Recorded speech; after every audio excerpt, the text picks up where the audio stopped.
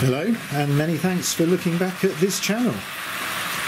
And this week I'm back up at the vintage Triang Super 4 based main railway, and if you were watching a fortnight or so ago, you'll have seen me run the Wrenn Cardiff Castle and the Triang Albert Hall. Now in that video I mentioned that I've got a deviser's castle ready for recommissioning, and here it is. I had a bit of time on it earlier in the week. Look at that excellent lettering on the tender there. This is not a BR version. So yes, it's recommissioned, very little to do. One axle needed freeing up, a little bit of oil, and just straightening out a pickup, and it's running beautifully, so a bit more running in and this will be a nice reliable runner. So this is the Wrenn W2222 Deviser's Castle, and Triang stock behind it today.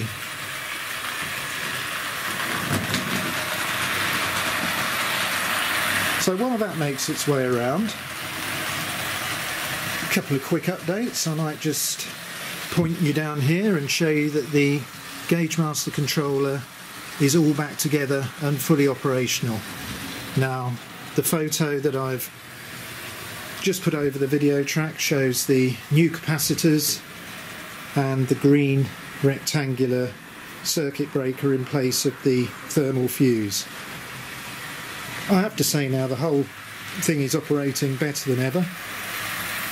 I bought it second hand, not working, and I did modify it because it now has outputs to work these homemade meters that I featured in a previous video, and the Deviser's Castle's drawing about 1/4 of an amp. Now that's on the upward main line, so that's not working on the repaired side of the controller, so we'll have to do something about that in a minute, because I don't quite know why I put it on the upward main line, because part in the long siding at the station, the Cardiff Castle, is also on the upward main line, so I can see that the outer double track loop is empty, so we'll be able to swap it over shortly. But before I do that, let me just correct a mistake I made the other week. Thanks for all the great comments about the train sets and the video that was downstairs. For next week's video, which will probably be the last before Christmas, I'll be running the Wrenn train set. Now I did say maybe it's Wrenn's own track, but hopefully, if the camera's picking this up, I misled you, I'm sorry to say. So the track in that set is actually Lima track, so there's a straight section and here's a curve, so it's Lima track that Wrenn was using in its sets. Now this is great stuff. I've cleaned these two bits, and look at these really nice copper fish plates. I think the conductivity will be quite good. I'm pretty sure it's steel track. I'll confirm that with you next time.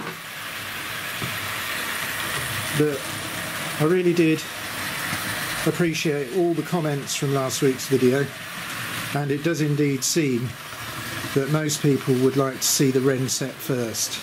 But that's not to say that the Midlander won't be up shortly, because it will. I'm looking forward to running that daily and trying out the Super 4 track that's actually in set box. Okay, well now we'll finish the video with a bit of running. I do need to move this Loco around the layout, so while it goes round, let me get to the points controls. I need to get it into the outer of the double track loop, so point C, got my finger on there, and maybe if I can get the camera close enough, you'll see point C have now gone to straight. So if I get onto the controls, I should be able to drive this Deviser's Castle into the outer track loop. So I'm slowing down now.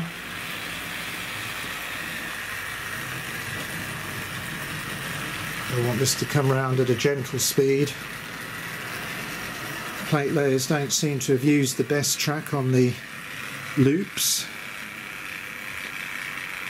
Right. That's crawling round nicely.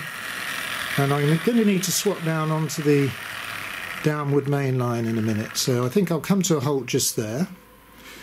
And if I go to the controller, I'm going to switch the upward main line to off, downward main line to on,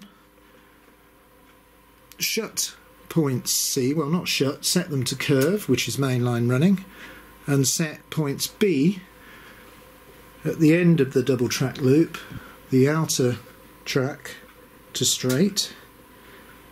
And now I'm onto the repaired side of the controller, gently feeding in power.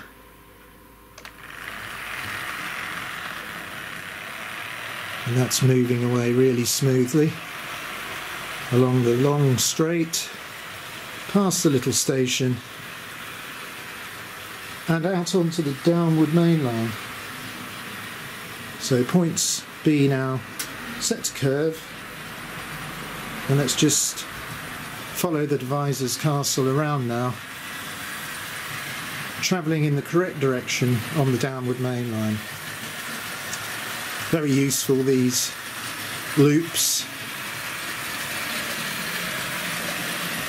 I'm really enjoying this track plan, and to remind you, if you're not familiar, it's in the Hornby track plans edition number 3 and edition number 4. It's track plan 17. Now the main lines are virtually exactly as track plan 17 shows, but I've done my own modifications to the Locos service and storage yards, the bi-directional branch line, and hopefully the soon to be finished pump shunting yard. I'm really pleased with how this is running. Let me see if I can just slow it down a bit, and then I think that's a good speed. And just go back to show you on my homemade meters. This will be on the left side now because it's on the downward main line. 0.25 of an amp now it's warmed up.